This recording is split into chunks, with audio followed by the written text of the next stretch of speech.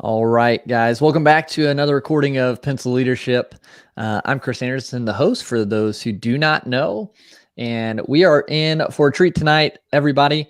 We have Lexi Vazquez on the show, and she is an experienced accounts manager down in Miami, Florida, down where it's warm compared to Indiana, with a lot of experience, a lot of success at such a young age. And so we're super excited for her to just share how she has succeeded despite labels of age and even being a woman and things like that, and just really diving into how we can be more successful despite any sort of labels that the world might put on us. So Lexi, welcome to Pencil Leadership.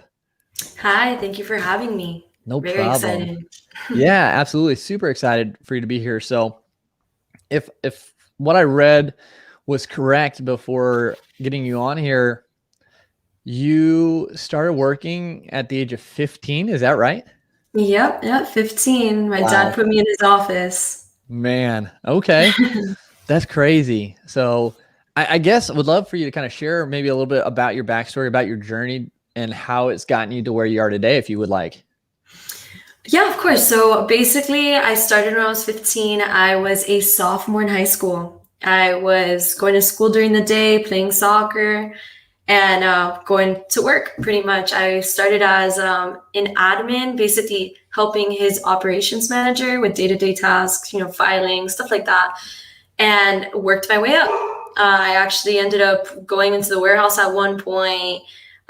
Then he finally, at about 16 years old, 17 years old, when I could actually, work more full time, he put me on the phone as a telemarketer. So one of the biggest obstacles there is being a 16-year-old calling strangers, and they're constantly going to be like, "Are you even legal to be speaking to me right now?" So that was definitely one of the biggest setbacks when it came to sales, just starting so young. But it also pushed me, and I wanted to go ahead and get his client base. I wanted to work with him and his clients. So telemarketing, I actually ended up doing so well at it that he gave me that position of telemarketing for his current customers. Wow. And like expanding his client base. And that's how I started. By the time I was 19, I closed actually a $100,000 deal on my own, and I purchased my first home. Wow. At 19. At 19. At 19. Well, I don't even want to think about what I was doing at 19, to be honest.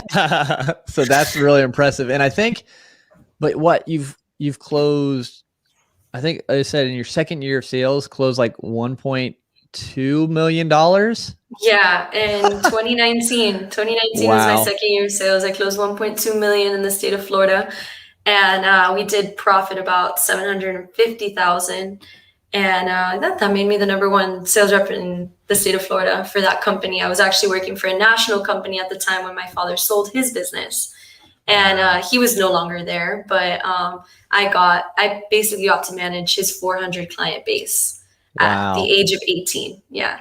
So my first year I did 950, and my second year I did 1.2.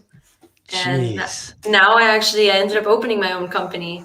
Okay. So I'm doing that now, which is great. We're going to make a year in July, and it's amazing. It's amazing. And I really can't complain when it comes to that. It's much better working on your own. So what is your business now that you started? It's the same thing that I was doing prior. I sell multifunction printers. I do IT, managed phone service, stuff like that. Just pretty much for every business, just trying to basically grant everybody the potential, get their potential of their business to the full max that they are able to. Awesome. And yeah. So going back just to your story so far, I mean, not that long ago. So you got so much more like potential coming, I can imagine. But what was that like starting out? What were some of like those really hard moments starting out on the phone at 16? I mean, just being in sales alone, I think everyone can relate that there's so much rejection. Yeah. There's so much rejection. So especially being at 16, I could actually tell you that when I was 16, I really did not. I have a very, attitude, but I was a know-it-all. I thought I knew it all. And it was very humbling to be rejected so many times on the phone. So I would make like 60 calls a day, and I would probably get like 1 or 2 meetings out of that, if that. And so it was, like I said, it was a very humbling experience, and it taught me that it's all a numbers game and you really have to push yourself. Yeah. So with those calls, I wonder, was there any stories that stick out in your mind of like calls that were just like terrible that you're like, maybe I don't want to ever do this again? Like anything stick out? Yeah. So at one point, I was calling a customer called Barton G's, which is a pretty big restaurant in Miami. It's at BGW. They have like huge props when it comes to their like food. Like they'll do, for example, I actually went there for my birthday a few years ago. And when the birthday cake comes out, they have like $100 like massive bill that they put with it, like massive props. Super impressive, awesome restaurant. You guys should check out if you ever are in Miami. But that call went horribly, to the point that when I called, I stumbled upon what I was actually supposed to say. And you have a script, but you don't want to sound like a robot. So at one point, I pretty much didn't even give them the right phone number to call back. Oh, no. It was embarrassing. I was so nervous. It was one of my first calls. But I did call them about 2 years later. And I got the owner's cell phone number off of like the receptionist, and my dad ended up closing that deal. I didn't. I was still too young, but yeah, we still ended up managing to get them as a client, which is pretty impressive. That's cool. And that kind of goes to show sometimes the process takes a little time. I mean, it might not always get a client the first time, but you keep touching base, keep adding value, and they come back around. Exactly. So that's that. Yeah, I'm sure. There are a lot of stories like that, maybe starting horrible. out. I still have some rough calls, to be honest. Yeah. Did you ever get just chewed out, or like, did anyone ever give you a hard time? Maybe because of you sounding young, or because you're a woman? I'm sure it happens, unfortunately, but. Well, surprisingly, in the sales industry, when it comes to people, the phone calling is easier. Okay. And I'm not trying to sound sexist at all. I mean, it's a male-dominated industry. That's not a secret. Yeah. But, when it's a woman calling, it's not like an aggressive approach, to say the least. But I have gotten chewed out. I've been hung up on. I've been told off, cursed at, take me off the list. Like that, my favorite line has to be "Are you even legal to do this?" Are you? Yeah, I've heard it all. Wow. Are you still in high school? And then some people are impressed and they do ask you your age, and then they're like, okay, call me when you have a little bit more experience. So there's that too. Yeah. But I would say ageism has been, there's the people that take the meeting, and then you show up and they're like, they do a double take, and they're either impressed or they're, there's pretty much they're impressed or they're more shy to the fact of accepting it. They feel like, they want someone older, more knowledgeable. And then when they actually give me the chance, they're like, okay, well, she actually knows her stuff. So it's pretty much just opening that barrier and giving them like that trust. You just have to keep pushing. It's like I said, all a numbers game. And you can't let the rejection set you back. For sure. And two great things right there. You said about not letting the rejection set you back, and also like having to overcome those biases and those like just kind of those mindsets of people already. So for the first one, how did you get through to people when they might have said, wow, you're too young to be doing this? Did you ever find something that worked to show people or to get through to them, like, hey, listen, yes, I'm young, but I'm going to be the best thing for you, kind of thing? Pretty much, I try to relate to them. I'm like, look, we all start somewhere. Yep. We've all started somewhere. I've been in this industry for X amount of time. And now it's been 8 years. So now I still get those, you still sound too young. I still tell the market. And you just have to pull on their heartstrings a little bit. Some people have kids, so they're more to hear you out. But then there are those executives that don't want anything to do with you. And that's when you have to be like, look, I know what you have. I know I can help you. Just give me the opportunity to prove to you that I am able to help you and I am able to, get your company to reach its full potential. And then they start, you have to basically come with a point of how you're going to help them. Yep. how you can improve and benefit their business. Yeah. I think that's key to just for any position you're starting at whatever age, just becoming the expert, like just diving in and knowing so much of what the process is, what they're looking for, and making yourself stand out because you do know your stuff so well. I think that really speaks a lot, no matter what your age is or anything like that. Yeah, of course, of course. And I feel like that's not just my industry, just given across the board, like you were saying. Yeah. No, that's a good point. And I think that's just kind of the professionalism as well, that people see that, okay, Lexi knows what she's talking about. And you come with kind of, I feel like you most likely came with that posture of confidence as well, right?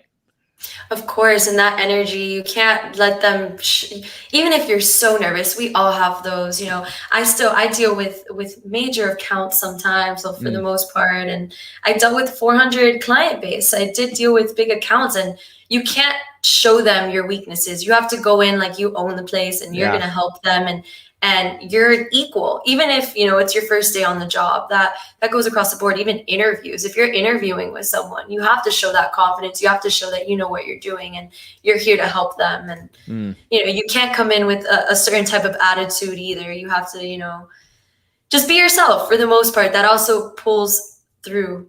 If you're yourself and you feel comfortable in your own body and your own energy, that really, really shows through, and people see that, and people want to help people as well. That authenticity kind of showing through. And with that posture of confidence coming in there, I'm sure that helps somewhat with the rejections you do face. Did that correlate, the confidence correlate to maybe rejections not being so bad, or did you just have to build that tough skin over time?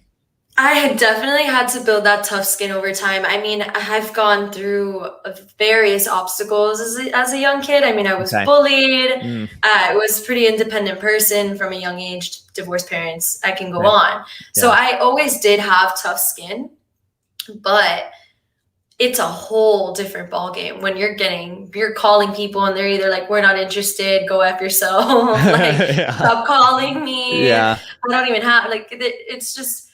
But if you're consistent and you see, it's all about consistency. Once you see that you're actually accomplishing what you're setting out to do, that gives you your own confidence thereafter. And I'm very, very comfortable in my skin. I've never shied from that, which is great.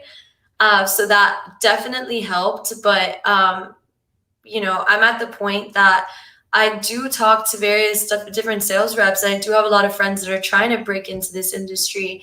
And my ultimate goal is obviously to train and to build my team on my own, which I was starting with the previous company I worked with. So I do want to help people in that retrospect. And the first thing and the biggest thing I have to tell you is getting comfortable with rejection, because even in a job, even without a job, you're going to face rejection one way or another, whether it's a relationship, family, anything, you're going to face rejection. So it's just being comfortable and pushing through and knowing that you are enough and you are important and you are valued. Absolutely. And it's so crucial to be able to do that, be able to push through and know your worth, apart from whatever the world says about you, whatever that guy or that gal says about you. Because at the end of the day, it's us knowing ourselves and knowing that potential, like Pencil Leadership, knowing your true potential and what you're created uniquely for, and understanding no matter what someone says, that doesn't carry truth to that. It's the truth that's inside you. Exactly. Couldn't have said it better myself. Yeah. So were there anything that you did in particularly, that helped you see your kind of your worth out and see yourself outside of what people were giving you rejection about? Like, I know you said you were bullied and things growing up. Like, so how did you go about finding kind of that worth inside you? So, that's a good question. And basically, I don't shy from therapy. I do think therapy is great, but I also was a very team player when it came to that sense as well. So I wrote in journals. I did all of that. When it comes to business, how I basically strayed away from like that type of rejection is any little win from that day, any little win, I would write it down. I would, I have a huge, massive whiteboard in my office right in front of me, and I write down the simplest of wins. Even if it's just getting that appointment and not necessarily closing the deal, it's just the little wins. And also consistency. So I track my consistency. Each day I do 60 calls, and even if I don't get through any, or I don't get any success from those 60 calls, that's still a step in the right direction, and I still am accomplished by that. And then when I close a deal, even better, that's putting it on a list of things that are success, because just the littlest of things, can grant you that self-confidence, like getting the color hair done that you want, and putting on like makeup or not putting on makeup, and just getting like feeling good in yourself, putting on that outfit that day. It's just making yourself comfortable in your own skin, and working out. That's another one. That's a major one for people. Some people get that self-confidence from working out. It's really going back to feeling like you're good, you're okay, you're happy. Yeah. And choosing that, I think, is a big one, because we can have a lot of things happen to us, and sometimes these negative things kind of the obstacles away kind of thing, like those things kind of propel us forward and give us that motivation to really build on that.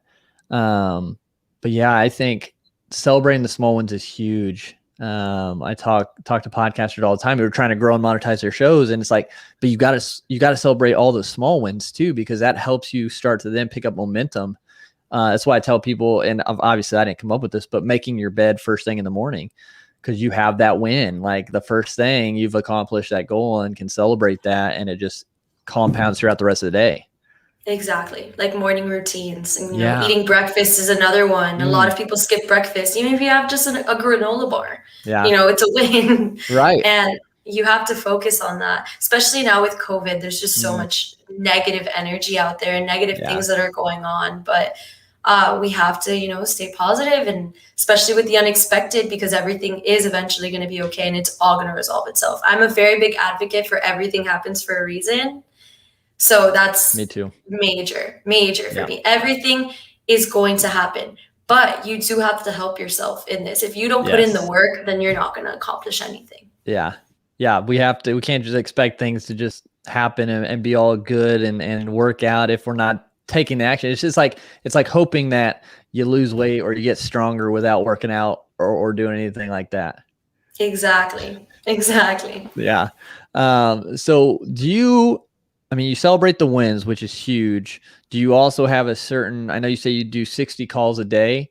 Do you have other kind of milestones or goals that you have written down on maybe that whiteboard that keep you focused? Yeah. So each quarter I give myself basically a number that I want to hit. Okay. And like, for example, at least 300 calls a week, but I need to get at least 5 appointments, 1 per each day. I definitely want to hit more than that, but that's, you have to also start small. So you can't just automatically, like, for example, if you're going to work out, you can't just automatically say, I'm going to work out every single day. It's not realistic. You have to set little goals. Like, for example, I'm going to work out twice this week, and then work yourself way up. That's the same thing with what I had to do. I basically worked my way up. I started at 30 calls a day, and then my ultimate goal was 60, and then getting like, when you're working with a base already, I had 400 clients, so I was constantly busy. But now I'm starting completely fresh. So you have to start small and work your way up. And that's a major thing, a major journey I will advocate for people is start small. Don't jump into the deep end and automatically think you're going to accomplish it, because you're not going to create a routine that way. That's a great point. It's like when you hear about the SMART goals being attainable, the A being attainable, and you mentioned again, like you're basically almost kind of starting over with your own business. What challenges maybe did you not expect when starting your business after coming out from what you're doing before? Well, I also started the business in the middle of COVID, so Right. I understand that that one. wasn't smart. Yeah. That one wasn't smart, Uh, but it it has a lot of different, like, I'm facing a lot of obstacles that I didn't have to face before. Like, for okay. example, managing all of operations, and then also, the clients before were really comfortable with the service team. And now I can't just sell me. I have to Mm, sell this whole business, because it's easy to just look up my LinkedIn and see, okay, she's only been in business for 8 months. So and we're right. a service provider, so we provide everyone's IT, we provide everyone's, the business is copy machines, all of that, everything for a business, the phones. So it's like, how are we going to trust you with our biggest things if we can't call our customers, if we can't use our computers, if we can't, print our jobs? How are we going to be productive, and how can we Mm, trust you in that sense? So yeah, that's definitely, I'm not just selling myself anymore. I'm selling a whole company, and that's been a mm, huge obstacle. But on the bright side, social media marketing is such a big thing now, and people see my history on LinkedIn, and people see, I'm not just another sales rep just knocking on their door, yeah. soliciting them. So Right. that's a big thing, and I'm a big also advocate for social media marketing. Mm, I'm a major. That was my major, okay. and I got my bachelor's in marketing. So That's awesome. Yeah. yeah, And so I guess, yeah, with that, so if people are starting out from scratch, what kind of, do you have any tips as far as that goes to how to start building that successfully, or at least positioning yourself as the expert? definitely. So what you want to do first off is you need to basically build your background. So Mm, build yourself first. And then when you're coming with the company, when you're building the company, you already have such a reliable source of yourself. People know and trust you. So yeah. that's the biggest thing. When establishing trust with people, you just have to follow through on your word. Just the simplest things. Like, don't, your word is your biggest thing. Your reputation's your biggest thing. And it takes a lifetime to build Yeah. your reputation in 5 minutes to basically break it. So you have to follow through on your word. And it gets out there, you get even from customers that I no longer work with, that I can't really work with because I, had a non-compete.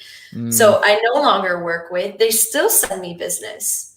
And that's they're like, awesome. I know we can't work with you, but yeah. So your word is your biggest thing, because the product is one thing. Yeah, I sell a brand, but at the end of the day, you're selling a relationship. Yeah. Someone that can trust you, that can call you, and they know Mm, that you're going to get the job done. And that's what yeah. you need to sell. It's a relationship. That's, you need to offer. You can't. Yes, you have to rely on the product, and you have to sell great products, which I do. I love HP, and I work with Hmm. Xerox as well. But HP is my biggest asset. I adore them. Yeah. But you know, having a reliable machine is great, but having reliable service is more important, because there's also the biggest thing with user error when it comes Mm, to people and technology not understanding it too much. So yeah. they call you for, like, hey, how do I restart my printer? How do I restart my computer? Right. So and trusting your team. That's another thing. When they trust your team, and I have a great team. I have a business partner I used to work with for years, and I actually brought him on board with me, and he is excellent. Couldn't have done it without him. And just having a solid foundation and having a solid, home and team at home For as sure. well. Yeah, those are great points.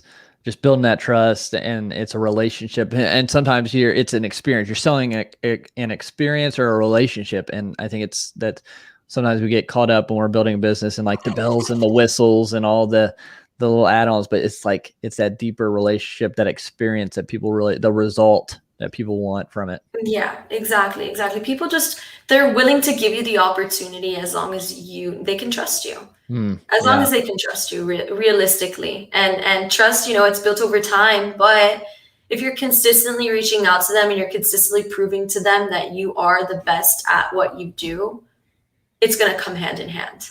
yeah, absolutely. And I think that also goes just to being giving, just being able to add value however you can freely. And I think it comes back to you. Exactly. And having great products also helps, For but sure. Yeah, you can't do a lot of that with really, really crappy products. People, yeah, they'll trust you, but if it's crappy, they're like, maybe I don't trust you. So yeah, it's like, why'd you put this in my office? exactly. Exactly. So yeah, so 2021, I mean, you started 8 months ago. You got big plans, big goals for this year? Well, this is our first real year in business. Yeah. So I do definitely have huge goals for that.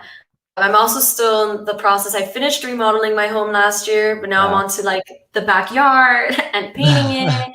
So that's a big one. But right now, yeah, I'm focusing on building the business. I want to Cool. go get my master's. So I'm working on all of that. I'm a person that I have to stay busy, have to keep Me busy. too. There's no matter what, I have to keep busy. So, Yeah. but the biggest thing is, yeah, growing the client base, making that impact, That's and awesome. getting my name out there. So That's that's so awesome. definitely a big one. Well, I mean, you have the experience, you have I mean, Yahoo Finance writing articles about you. So that's amazing. Super grateful for you, Lexi, being on here and sharing just about your journey, about what you've done and how we can improve our own journeys through that.